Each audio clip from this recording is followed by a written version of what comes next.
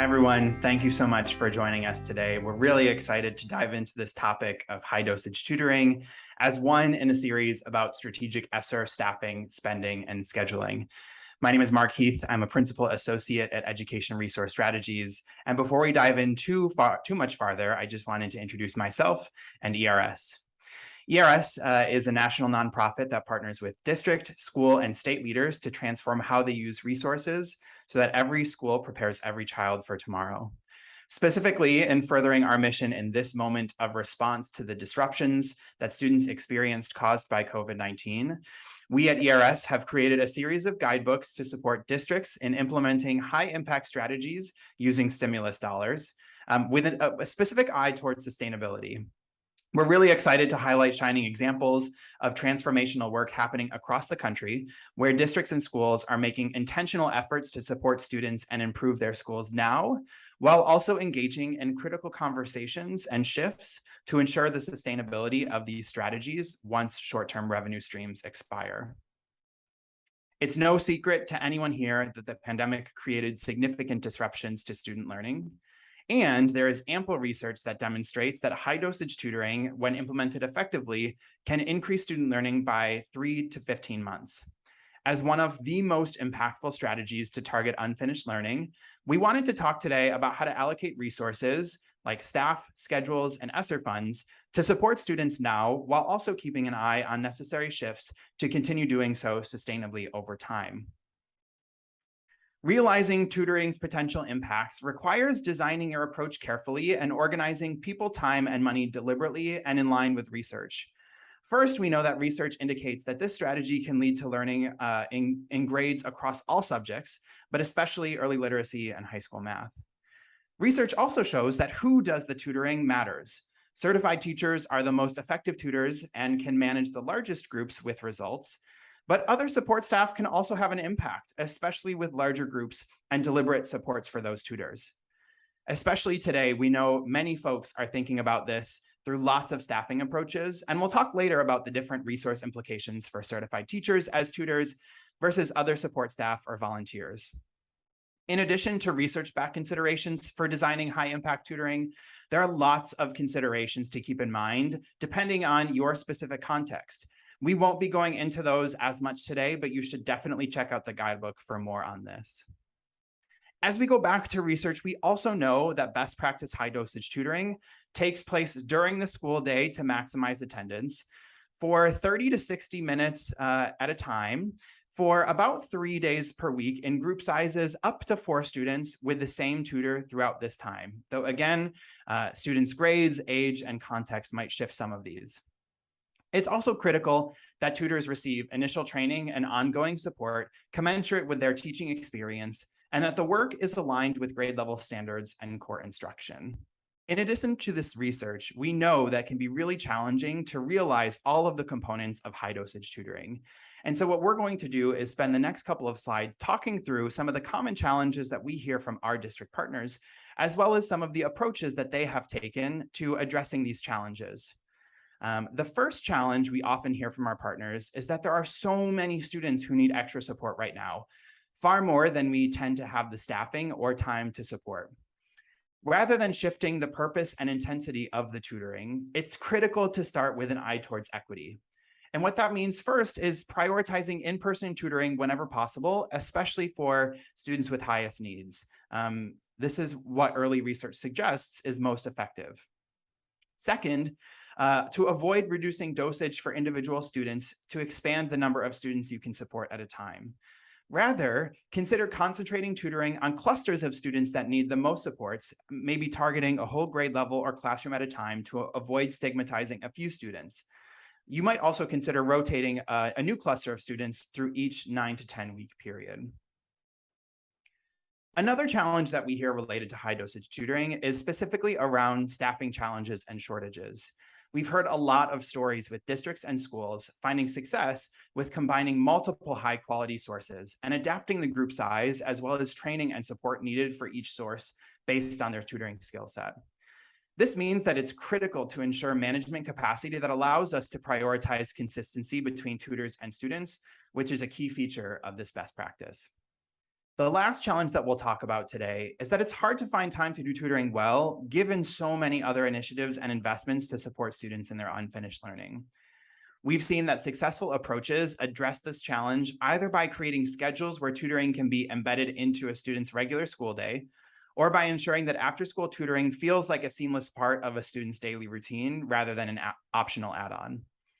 Aligning tutoring to classroom pacing and content is also an essential part of ensuring tutoring is effective and a coherent piece of each student's broader experience. Organizing in the context of research means attending to these aspects of design and investment. Our guidebook lays out each of these 6 different aspects and ways in which we might think about investing short-term strategies to fulfill each of these aspects, from tutoring to program development and management and assessments and monitoring systems. We're focusing on the first 2 today, strategic staffing and scheduling, as they are essential to solving some of these central challenges we've seen our partners face. But certainly check out the other guidebook for the other components. So for our time, we'll really be focusing on these key questions here. Who will provide tutoring? And how will we find sufficient time for tutoring to take place in student schedules, given everything else that they have going on?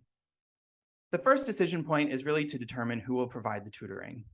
We see 4 basic options playing out in the field, each with their own key considerations and implications for the rest of tutoring design. The first option is to offer stipends and shift roles that allow for certified teachers to tutor. This is one of the more expensive options, and it can be complex to schedule, but it's also very effective, especially for students with highest needs. For example, students with disabilities or students learning English as a second language may benefit from the support of certified teachers as tutors. This also decreases the training and collaboration required as teachers are fully embedded in what students are experiencing through their core content and have lots of teaching experience, and allows for the largest group size. The next couple of options utilize other instructional support staff, like existing or new student or resident teacher options, again, by shifting roles, offering stipends, or hiring temporary staff. This offers a bit more flexibility in terms of scheduling, though it will likely need a bit more upfront training and ongoing support for folks who aren't as experienced kind of leading students through their content. It's important to organize, in this case, for lower group sizes to support those tutors as well. However, this can also be an opportunity for additional long-term kind of human capital strategies, like grow your own teach to your pipelines, which can address broader staffing shortages. And so relying on some of these strategies can be a way to introduce folks into the teaching profession, develop their skills, and set them up to be certified teachers in the long run. The last opportunity we see in the field is expanding or building partnerships with outside service providers.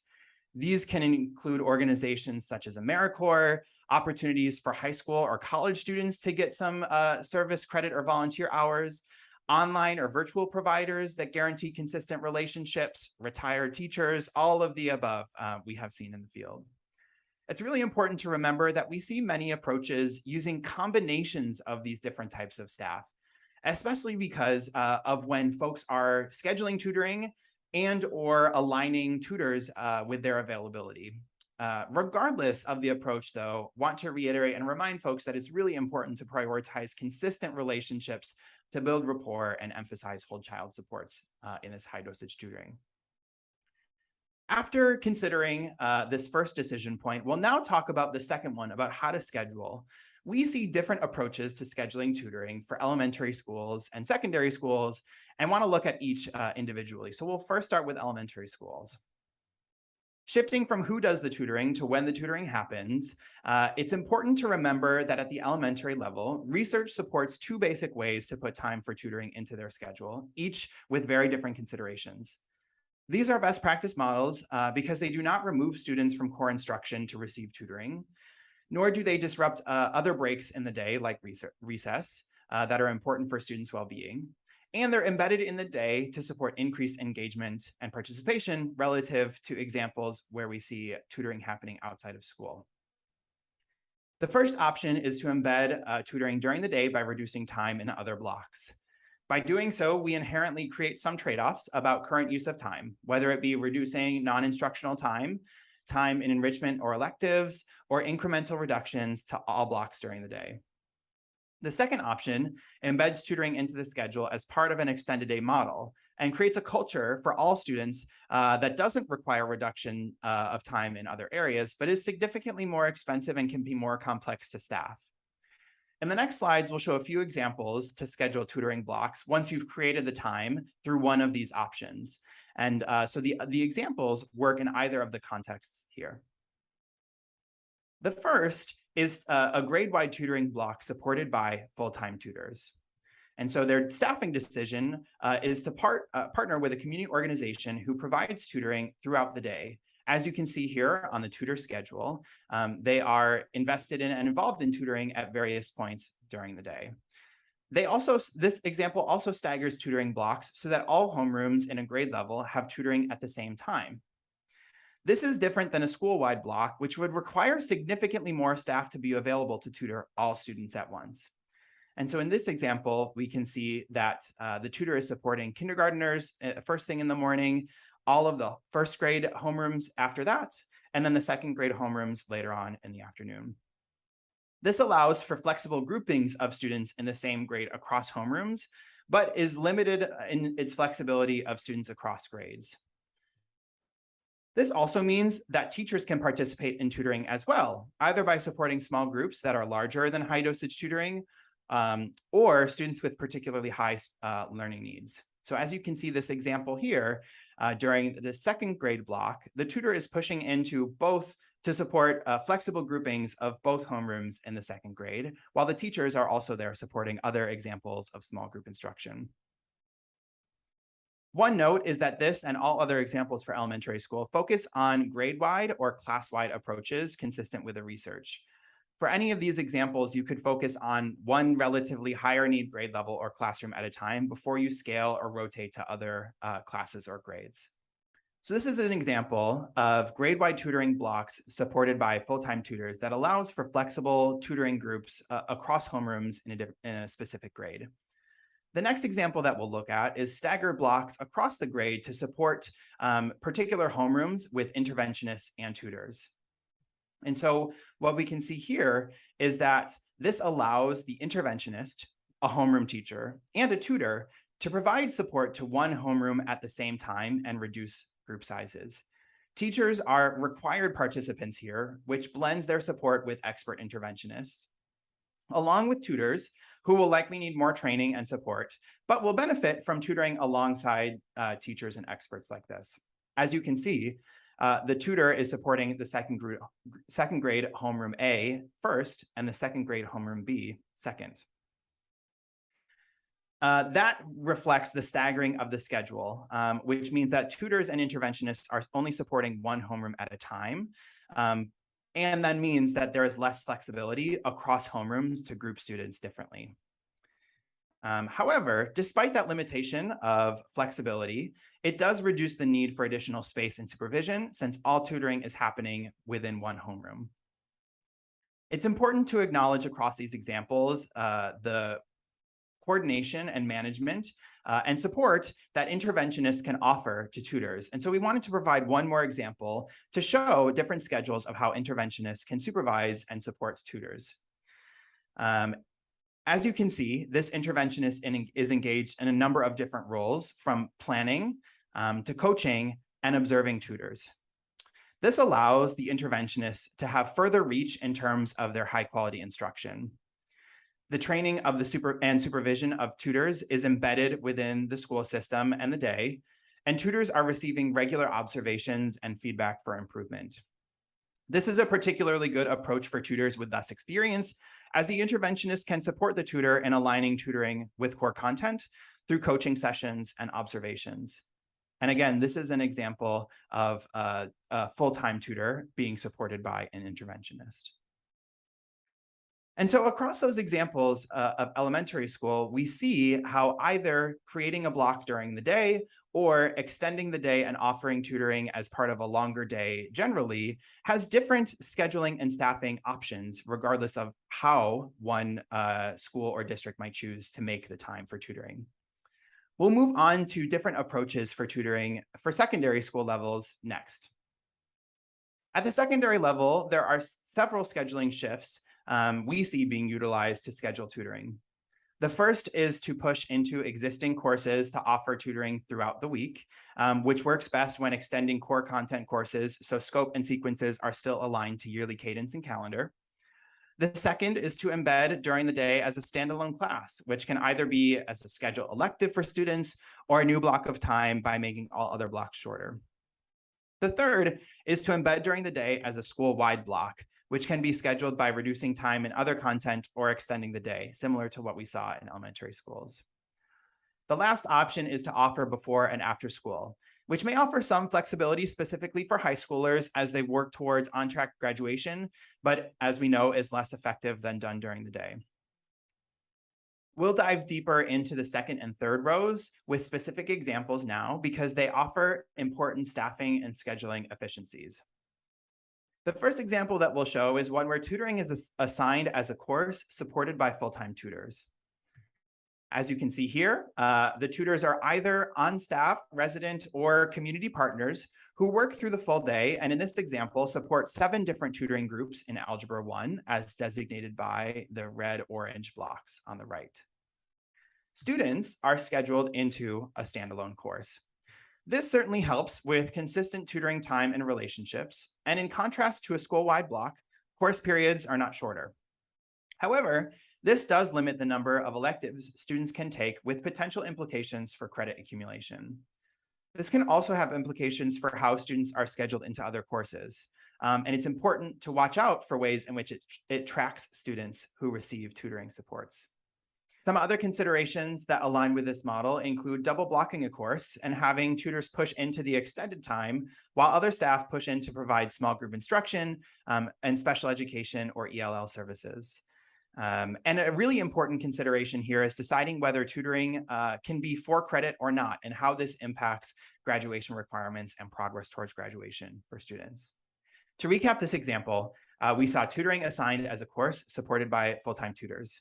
And the next example, we'll see flexible small group tutoring block embedded in the secondary school day.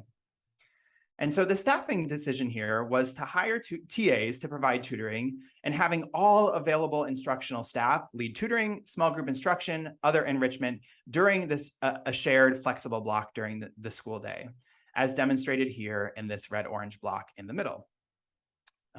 This can happen, as mentioned before, by shortening other instructional blocks or extending during the day. One of the reasons why this can be the most challenging model is because it requires more tutors and part-time staff to significantly reduce group size when scheduling during a school-wide block when all students are free.